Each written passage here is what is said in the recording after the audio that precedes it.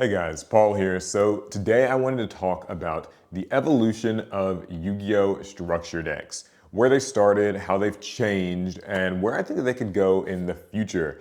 It's kind of a relevant time to talk about this because we did not actually get a new Yu-Gi-Oh! Structure deck at all in 2024, which really sucks. Like, come on, Konami. Now, I know they've announced the new Blue Eyes White Dragon structure deck that's going to be coming out in February, so that's good news. But still, we haven't gotten one this year, and so I thought it would be a good time to talk about my opinions on structure decks. I've discussed this in past videos, but today I wanted to just kind of like do a better job of updating and ushering my thoughts on where I think structure decks need to be going in the future, especially because like we've been getting a lot of other little changes to Yu-Gi-Oh products recently. They've been messing around with like mixed rarities in some sets. They've been doing these quarter century bonanza type products. So what better time than now to sort of revisit the structure deck formula? So just to quickly kind of understand what a structure deck is supposed to be, I guess we got to just start from the beginning. It differentiates itself from a starter deck, which is all about, teaching you how to play the game, just what cards are and how they work and what they do. It differentiates itself from that by being a deck that has literally structure to it. A deck that has some sort of a theme, some kind of synergy, a set of monsters and spells and traps that are actually designed to sort of have a play style and work together in a certain way. And I think that that has pretty much always been the case from the start. Obviously, the early Yu-Gi-Oh! Structure decks were not amazing. You think of things like Dragon's Roar, Zombie Madness, I believe were the first two Yu-Gi-Oh! Structure decks. And they weren't amazing, but they were like sort of cohesive, right? You did have zombie monsters like Pyramid Turtle that, and like I think they got like Mask Dragon in that structure deck. Just teaching kids at the time who were probably putting together decks of, just a bunch of random vanillas that they thought looked cool from the show and random spells and traps. The idea would have been to teach those kids, like, hey, you can get a lot more success in Yu-Gi-Oh! By at least like finding cards that kind of are matching types and attributes and just have a few spells and traps that work well with them, and like putting that together and you can have a deck that works a little bit better, has some synergy to it. So they went on to make a lot of these. They made spellcasters and warriors. They made the wind and earth one. Like the earth one was all about flip effects. The wind one was kind of about like harpies and sort of bouncing things, spells and traps and stuff like that. I think the first wave of Yu-Gi-Oh! Structure decks was good. I think it's fulfilled the job of like, this is something that you can buy for a kid and like it shows them, these newcomers at the time, like here's kind of how Yu-Gi-Oh! Deck building can look. They weren't amazing or anything. They weren't what they kind of went on to become, which is sort of this whole like, buy three and win a tournament type of, like that's what people expect from structure decks now. But like, I think they did fine.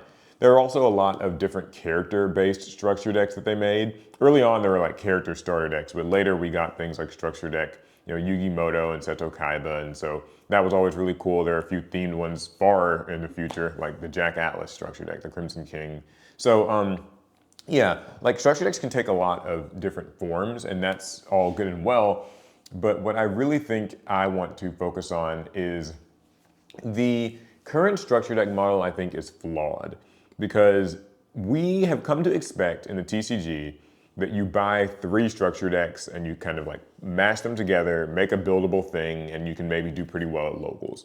A lot of structure decks are sort of ranked or evaluated based on how good it is if you were to buy three. And there have been some really good three of structure decks in the past. We think of things like, the three of dinosaur structure deck was like a really good one. That was like 2017. Or the three of trap trick structure deck, that was from 2023. And there's others, right? Anytime you buy three copies of it, it's good because it means that like you can get three of all the things you need and like it works. However, I want to challenge that a little bit because I don't actually think that we need the three of structure deck model anymore. And the reason why I say that is because of these. We recently did a video where I was playing against Alec with the Dual Ignition decks. This is Dual Ignition Heroes and Dual Ignition Sword Soul. Now these decks are not TCG legal decks, they are Asian English decks. So these are released in China and Singapore and Taiwan and places like that, where this is for like the Asian English card game. It's a really great introductory product because let me tell you, the decks inside of these are really good. They have staples, they've got imperms, ashes, forbidden droplets, and like, you know, feather dusters, like all these effect failures. They've got staples and hand traps and that sort of thing, and multiples, right? So you're not just getting one hand trap or like, you know, like one effect veiler in the structure. So you gotta buy like three to have three effect veilers. No, like you get like multiples of all that stuff.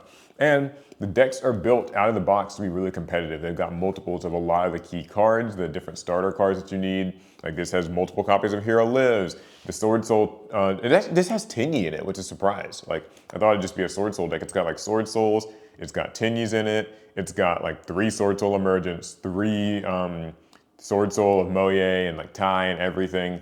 These are really good products. And in the territories they're released in, they're still the equivalent of about $10, which is like absolutely insane, right? Because you're buying one of this. By the way, these boxes are really small. I like how tiny and cute they are. It's efficient packaging. But yeah, you buy one of this and like you're ready to hit the races. Another product that I've talked about a lot, now I finally have physical copies in my hand, the 3 tactical tri decks. Now these were actually like Japanese OCG products. I got them and then I quickly realized that they are quite literally in, I don't know if you guys can see that, but they're literally in Japanese, so I don't know how I'm gonna really play a duel with them. I guess we'll just have to remember what the cards do. But yeah, these are in a similar boat where basically the idea is that like, these are supposed to sort of represent like trial decks that you would play in Yu-Gi-Oh! Master Duel, but just like the Dual Ignition decks, they are built with hand traps in mind. I mean, they include Max C. By the way, these also include Max C. It's kind of crazy.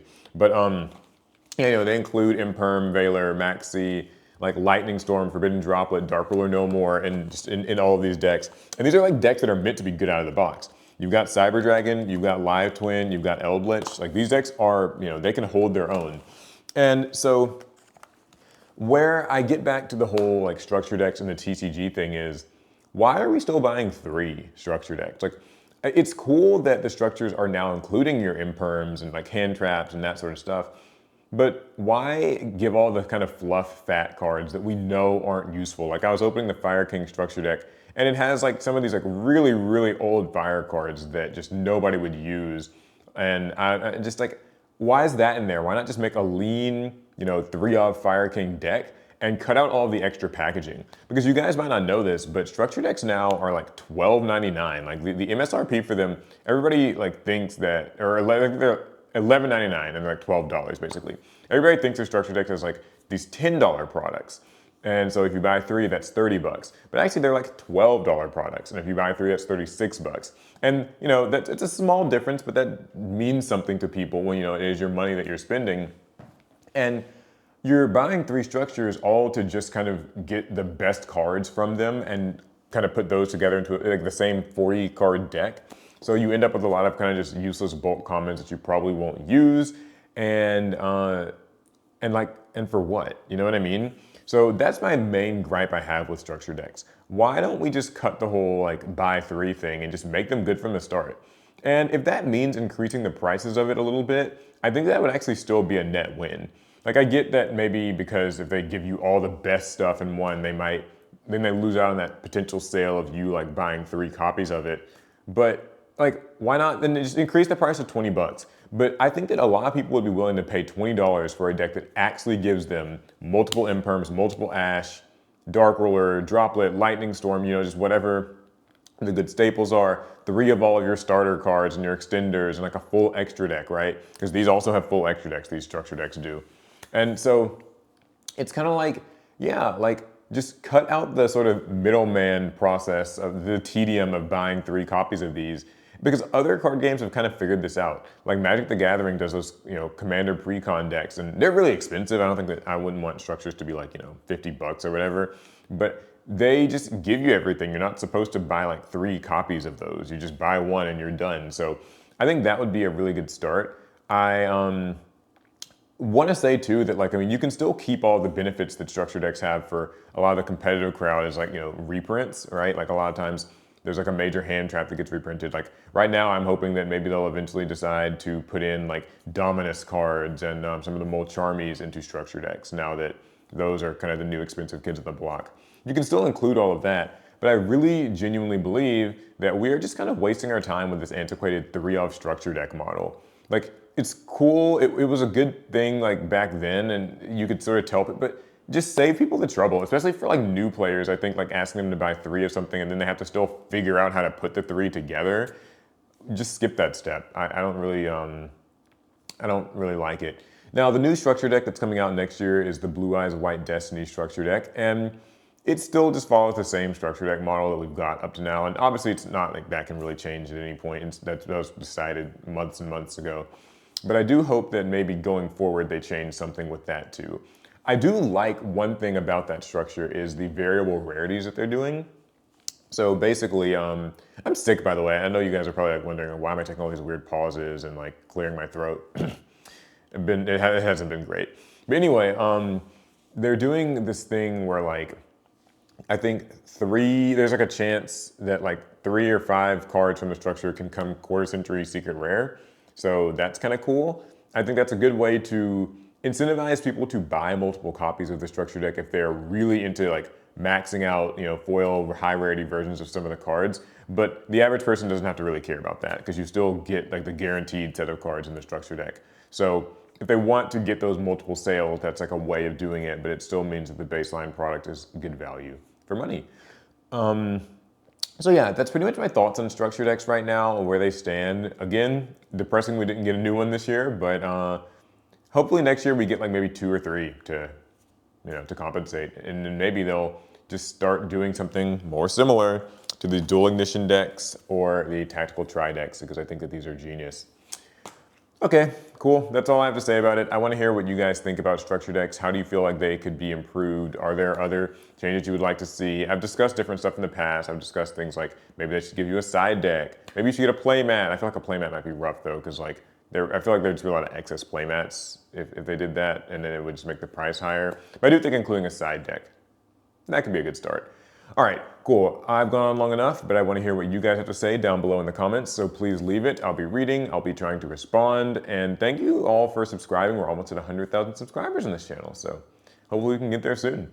All right, happy holidays. I'll see you guys in the next one. I got to get some sleep and eat something. I feel terrible. All right, pass turn.